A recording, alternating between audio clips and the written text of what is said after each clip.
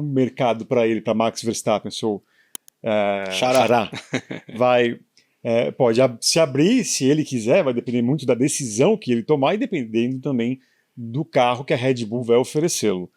Como que você olha essa situação? Que ele pode ir para uma Mercedes, ele vai querer ir para uma Mercedes ou alguma outra equipe, ao passo que também me parece que esse novo carro da Red Bull não foi tão ruim, não nasceu tão ruim como a gente talvez imaginava até o ano passado, né? É verdade, assim, eu acho que o carro, todas as equipes, né, quando a gente vê as entrevistas dos pilotos, todos eles aparentavam estar bem satisfeitos com um primeiro contato, com a primeira impressão, cada um da sua equipe, do carro da sua equipe.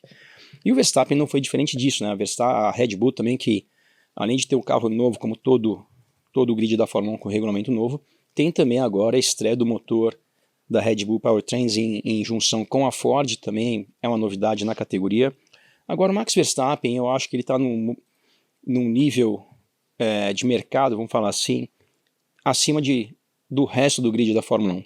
Então, no final desse ano, mesmo que tenham equipes que tenham contratos com os pilotos que estão lá, seja Aston Martin, Mercedes, Ferrari, se o Verstappen levantar a mão e falar que vai estar disponível, eu acredito que qualquer uma dessas equipes vai tomar qualquer tipo de providência e não vai medir... Toto Wolff é o primeiro da fila, né? Pois é, Toto Wolff, se for o caso, ele tira os 2 pilotos dele e coloca o Max Verstappen sozinho lá. Então, realmente... Assim, tem uma maldição com o companheiro de equipe do Verstappen, dane-se, então vai correr sozinho. Você. Então eu acho que é uma situação muito privilegiada, né, independente do que aconteça esse ano. E o que eu acho que o Verstappen fez foi até inteligente da parte dele, na minha visão, que foi o seguinte: ele poderia ter, de repente, já assinado para andar na Mercedes esse ano, que aparentemente talvez seja realmente a melhor equipe dessa temporada, só que não dá para assinar embaixo de nada nesse momento, até começar o campeonato não dá para assinar embaixo de nada. Então acho que o Verstappen fez a seguinte coisa: vou ficar onde eu tô, vou ver o que acontece aí no mercado, vou ver quem vai estar bem de fato nesse novo regulamento, e no final de 2026, ou eu fico onde estou, se estiver bom aqui, ou vou para qualquer outro lugar, em vez de assinar um contrato com a Mercedes, por exemplo, a partir dessa temporada de 2026, e se por um acaso a Mercedes não se tornar uma equipe competitiva, está amarrado ali, e de repente com multas astronômicas para sair dali para algum lugar. E ao mesmo tempo também, Eric, assim, eu não conheço o Verstappen pessoalmente, conheço como a gente vê na televisão, sim. Mas uma das coisas que eu tenho a impressão do Verstappen, eu tenho a impressão primeiro que ele parece um cara gente boa, um cara família, um menino novo com 27 anos aí, casado, padrasto, agora pai também. E o Verstappen, a impressão que eu tenho vendo de fora é que ele é um cara também muito grato ao que a Red Bull fez para ele ao longo da carreira dele, porque o Verstappen, apesar de ter um pai, esse piloto de Fórmula 1, é um daqueles casos que se não fosse um grande patrocinador, no caso dele a Red Bull, talvez fosse um talento desperdiçado, que talvez não fosse correr nem de Fórmula 3, e muito menos chegar na Fórmula 1. Então eu acho que o fato da Red Bull ter dado o apoio que deu para ele desde o início da sua carreira, eu acho que ele reconhece, é muito grato a isso. Não que ele tenha que ficar amarrado com a Red Bull para o resto da vida, mas eu acho que ele dá ele dá bastante valor a isso e de repente dá uma oportunidade para a Red Bull provar que talvez possa ter um equipamento competitivo também nesse novo regulamento, e se tiver, talvez ele fique onde está, porque está muito bem lá, conhece todo mundo, já está ambientado, tem uma relação muito legal com o engenheiro dele, que depois dessa novela toda aparentemente vai ficar lá com o Verstappen esse ano de novo. Então, mas de qualquer maneira, mas olhando da maneira muito mais fria, sem se apegar à gratidão, esse tipo de coisa que eu acho que é muito importante, eu acho que ele também teve a estratégia correta de falar assim: vou ficar aqui mais um ano, deixa eu ver quem vai estar bem em 2026, e caso eu tenha que sair daqui, eu sei para onde eu tenho que ir. Não dar um tiro no escuro, por mais que pode ser que a Mercedes tenha o melhor carro, ou quem sabe a Aston Martin da vida, até porque tem a Honda lá, que ele também tem uma relação muito legal. Então acho que ele teve a estratégia correta. E tem uma outra questão, né? A Red Bull talvez tenha passado a sua pior tormenta, institucionalmente falando, nos últimos 2 anos, e fazer com que ele ficasse lá, acho que talvez isso fosse demonstrado como um crédito, tipo... Olha, você trouxe um ponto muito importante, Eric. Se a gente pensar na tormenta que a Red Bull teve nos últimos 2 anos, e nesses últimos 2 anos a gente teve, fora a tormenta, a saída do Adrian Newey, e aí qual que foi a consequência disso? Nos últimos 2 anos ele foi campeão, um campeonato e um vice-campeonato ali, que por por um detalhe não tinha sido mais um campeonato. Então isso realmente demonstra que a Red Bull é uma equipe que não depende... O Adrian Newey é um dos melhores engenheiros design de carro da história da Fórmula 1. Mas eu acho que a saída dele foi importante para a Red Bull demonstrar que ele é ninja, tem que ter o valor que tem, mas nós temos pessoas boas, capacitadas aqui também, tanto que quase ganharam mais o título ano passado.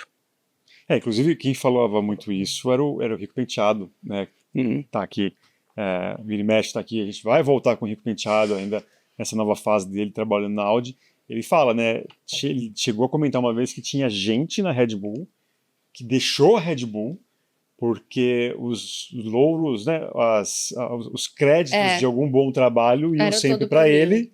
E aí vai, não, eu tô me matando aqui, o crédito vai ser... Não que o Adrian Newey seja uma farsa e tal, mas longe disso. Longe disso. Só que também os caras saíram da Red Bull em busca de reconhecimento pelo trabalho.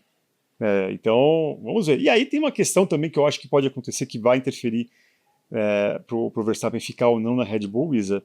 É o momento, talvez, que ele tome alguma decisão. Porque eu acho que esse campeonato, não sei se o Max também vai concordar, ele vai ter uma montanha-russa tremenda. Talvez a cada etapa uma história diferente a ser contada.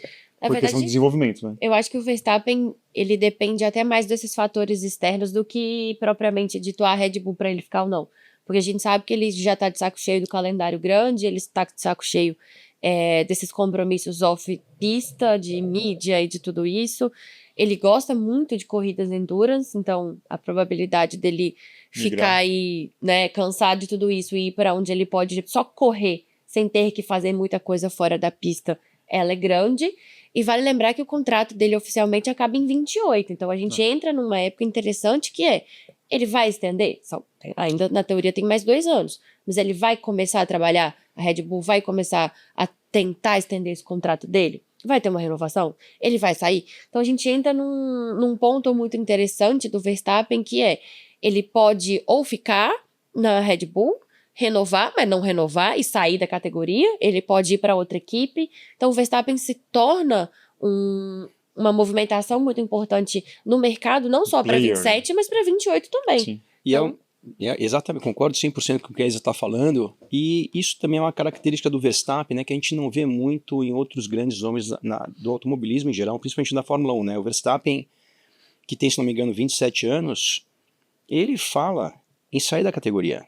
Ele fala com todas as letras, e eu admiro muito isso nele, porque muitas vezes, né, quando o piloto conquista ou atinge o patamar que um Verstappen da vida atingiu, que são poucos na história, normalmente esses pilotos colocam a fantasia de super-herói e falam, não, vou fazer isso, vou ganhar mais 14 títulos, não sei o que, nananana. E o Verstappen fala assim, tem outras coisas na vida, tem meus pais, tem minha família, tem minha filha agora. Então realmente é um cara que eu não vejo ele com nenhum foco assim, quero bater o recorde de, sei lá, Schumacher ou Hamilton, seja de quem for, e quantidade de títulos. Ele está fazendo porque ele gosta, se diverte, é nítido isso que ele gosta do que está fazendo, é um cara que quando não está na Fórmula 1, está no GT3 ou está correndo no simulador, mas ele, pelo que ele aparenta e fala, ele vê outras coisas importantes na vida também. E eu vejo assim também, eu acho que isso é fato, né? A gente admira muito esses pilotos, para nós são todos super-heróis, mas eles não podem muitas vezes, eu acho que é um erro colocar essa capa de super-herói muitas vezes, porque aí você começa a querer fazer coisas para provar ou comprovar o que você é, o que você foi melhor do que o que já teve no passado. E o Verstappen não, o Verstappen está ali para se divertir aparentemente e tem outras prioridades na vida além da Fórmula 1. Então o que a Isa falou, de repente se a categoria, se o regulamento, ou seja o que for, não for legal para ele, fala assim, vou correr de GT3, vou correr de nada, vou correr de qualquer coisa e... Simulador só, tudo certo. E tem um troquinho no banco lá, não tá tão mal assim a conta dele. Não, com certeza. Se quiser emprestar algum para nós aí, tá tudo certo. Aí, fim de ano foi custoso. E o IPVA? Nem fala. IPTU, IPVA, material escolar. Ai, meu Deus do céu.